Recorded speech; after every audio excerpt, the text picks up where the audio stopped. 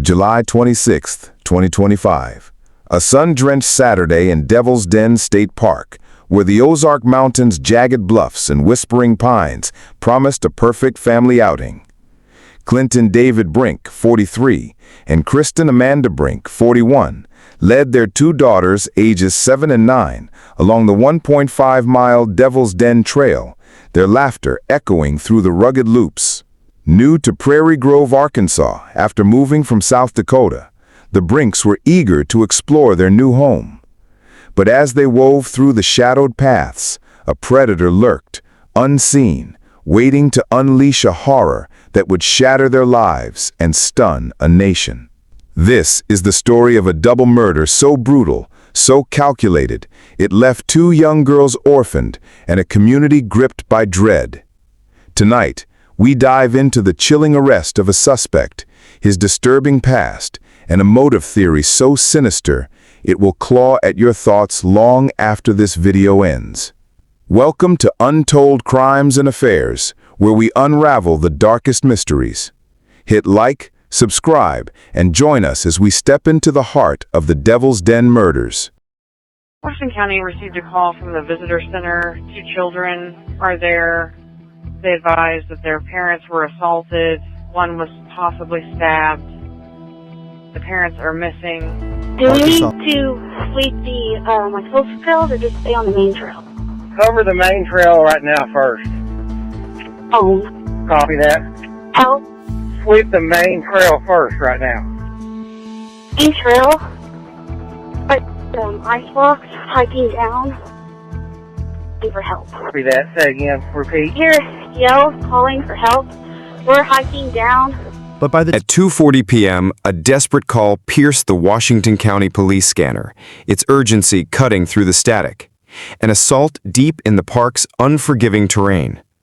Responders raced against time, navigating dense forest and spotty cell service to reach the trailhead. What they discovered was a scene of unimaginable carnage. Clinton and Kristen Brink, lifeless on the blood-soaked dirt, their bodies bearing the savage marks of a knife attack. Their daughters, miraculously unharmed, were safe with family, but forever scarred by the nightmare they'd witnessed. Arkansas State Police Major Stacy Rhodes, her voice heavy at a press conference, revealed a detail that broke hearts across northwest Arkansas. We believe the husband was attacked first. The mother, Kristen, took her daughters to safety, hiding them from danger, then returned to fight for her husband, only to be fatally stabbed herself. So the information that we have is that the husband was attacked first. The mother did not return all the way to the car with the kids. We believe that the mother took them to safety and then returned to help her husband. Clinton and Kristen, heroes in their final moments, gave everything to protect their girls. But who could commit such a monstrous act, and what drove them to this bloodshed? For 4 agonizing days, fear choked northwest Arkansas as the killer roamed free. Hikers avoided the trails, parents clutched their children closer, and whispers of a monster in the Ozarks spread like wildfire. Then, on July 30th, a surreal break came at Lupita's Beauty Salon and Barbershop in Springdale, just 30 miles from the crime scene.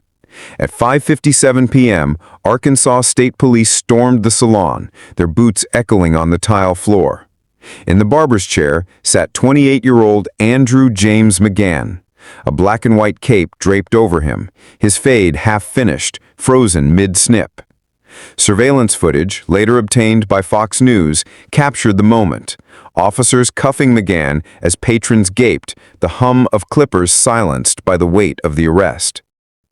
Outside, police cordoned off a black 4-door sedan, possibly a Mazda, its license plate deliberately taped over, matching a witness's description of a vehicle tearing away from Devil's Den after the murders. Evidence markers dotted the salon floor, circling hair clippings as investigators photographed the scene. As you all know, we responded to a call for service at the state parks. 2 young children were found and indicated that something had happened to their parents on the trail. That initial information that came from the kids gave us our first starting point, which was a description of a suspect. There was another witness at the park that we encountered that gave us additional information about the suspect and a particular vehicle that he was seen leaving the park. With that, we took the information, completed and let me kind of, we'll start there. So from there, we had a pretty good description of our suspect. We did our initial release. Other witnesses came forward that were on the trail during the time that the murders occurred that did not see the murders, but brought forth video footage, photographs that they had taken on their day trip to the park. From that, we obtained a photo. We interviewed witnesses and were able to compile a composite sketch of what we believed our suspect looked like. With that, we received dozens and dozens of tips. With the initial vehicle information that we received, it being a black sedan, one of the initial descriptions was that it was sporty. From that, we received well over 5 or 6, maybe close to 10 videos of this particular car from homes and businesses along the routes in and out of the park. So we were able to ascertain that a pretty good description of this vehicle. So with that vehicle information, that became critical in identifying our suspect. So with the photos or the tips that came in with the composite and the photo, as the colonel said, we received over 500 tips. And initially we were using the names and information to come out to compare with, did they have black vehicles? Did they meet a certain criteria of vehicles? But as we began to hone in on the vehicle, it became clear that it was a Kia Stinger. And we used that information to vet various owners. And our suspect was identified, and with that, we sought him out and we located him at a local barber shop there in Springdale. We took him into custody, and with that, we spoke to him, and he made statements indicating that he had committed these heinous acts. At McGann's home, they seized knives, a distinctive double backpack seen in a trail photo, and clothing that matched a hiker's chilling account. Major Rhodes didn't sugarcoat it. He was sloppy. The vehicle description and witness reports were critical in nailing him. McGann's arrest was only the beginning, a key that unlocked a Pandora's box of questions. A former elementary school teacher, he had drifted across 3 states in 3 years, leaving a trail of unease. In 2022-2023, he taught 4th grade at Donald Elementary in Flower Mound, Texas, where Louisville ISD placed him on administrative leave for poor classroom management and professional judgment before he resigned in May 2023. In 2023-2024, he surfaced at Spring Creek Elementary in Broken Arrow, Oklahoma, teaching 5th grade, only to leave voluntarily. By 2024-2025, he was at Northwoods Fine Arts Academy in Sand Springs, Oklahoma, resigning in May to move to Arkansas. There, Springdale Public Schools hired him as a teacher candidate for the 2025-2026 school year, though he hadn't yet interacted with students or families. Each district confirmed he passed mandatory background checks, but his restless pattern, new state, new school, new start, paints a portrait of a man fleeing scrutiny. Why the constant moves? What shadows was he outrunning? The evidence against McGann was ironclad. DNA from blood at the scene, likely from cuts he sustained in the struggle, matched his profile. During an interview with investigators, he confessed, his words chillingly factual, per Colonel Mike Hagar of the Arkansas State Police. He made statements indicating he committed these heinous acts. Knives recovered from his home are being tested as potential murder weapons. A trail photo, released days earlier, captured his bizarre getup: long-sleeved shirt, dark pants, black baseball cap, sunglasses, and fingerless weightlifting gloves, wildly out of place for a sweltering July hike. These items, found in his possession, sealed his identity as the suspect. But the question burns brighter than ever: why the Brinks? Police insist the attack was random, with no known connection to the victims. Colonel Hagar was firm: "We have absolutely no reason to believe there was any association." Yet a theory from retired FBI agent Jennifer Coffendorfer shatters that narrative, plunging this case into a darker abyss. Coffendorfer's question is a dagger to the gut. Were the Brink daughters, ages 7 and 9, McGann's real target? The idea that this was a random attack crumbles under scrutiny. McGann wasn't a casual hiker caught in a moment of rage. He was prepared. The taped-over license plate, the fingerless gloves, the double backpack, all hallmarks of a calculated plan.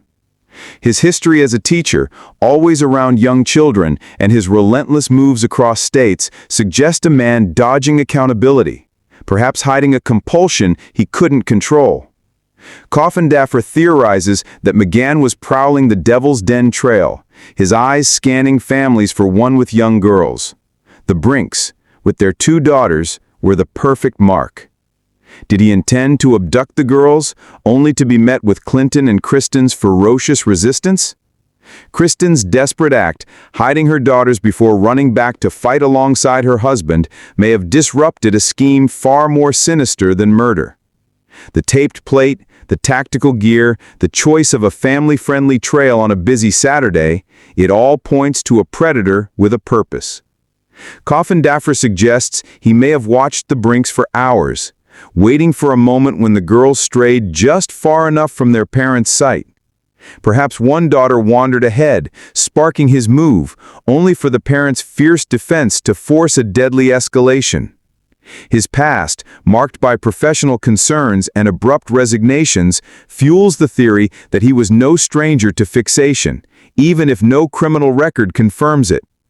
The randomness police claim feels like a shield, hiding a truth too horrifying to face. McGann chose the Brinks because of their daughters, and their parents' bravery stopped him from taking more than their lives. Police are now tearing into McGann's past, running his DNA against unsolved cases to unearth any hidden crimes. The FBI's involvement, bolstering local efforts, and increased patrols across Arkansas state parks signal the case's gravity. The Devil's Den trail remains closed, its silence a grim reminder of the tragedy. Northwest Arkansas is a region transformed by grief.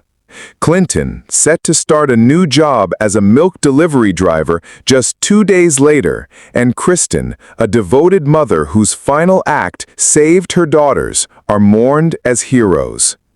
Their girls, now in the care of family, face a future shadowed by loss. A GoFundMe, organized by family friend Sherry Reed and verified by Prairie Grove's mayor, has raised over $24,000 to cover funeral costs and support the girls' future. Governor Sarah Huckabee Sanders captured the state's anguish. Northwest Arkansas is heartbroken. Our entire state grieves this senseless and horrific crime. Posts on X echo the community's rage and sorrow, with one user calling McGann a monster who stole a family's light. This case lays bare a system in shambles. McGann's ability to glide between school districts, Texas to Oklahoma to Arkansas, despite concerns about his professionalism, is a glaring failure. His pattern of resignations, always one step ahead of scrutiny, screams evasion. A national database for educator misconduct isn't just needed, it's a moral imperative. Children's safety hangs in the balance. Coffendorfer's theory that the girls were the target fits like a glove with McGann's calculated moves. The obscured license plate, the gloves, the backpack, the confession. This wasn't a random outburst. It was a predator's plan, derailed by two parents' courage. McGann sits behind bars, held without bond on 2 counts of capital murder, with Washington County's prosecutor signaling the death penalty as a possibility. But no punishment can restore what the Brink girls lost. Their parents' sacrifice demands justice, and McGann's DNA may yet expose a trail of darkness stretching beyond Devil's Den. If this chilling dive into the Devil's Den murders gripped you, smash that like button, subscribe, and drop your thoughts in the comments.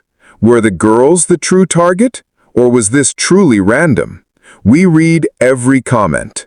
Find the GoFundMe link in the description to support the Brink family's fight for healing. Stay vigilant, keep seeking the truth, and we'll see you in the next case. Goodbye.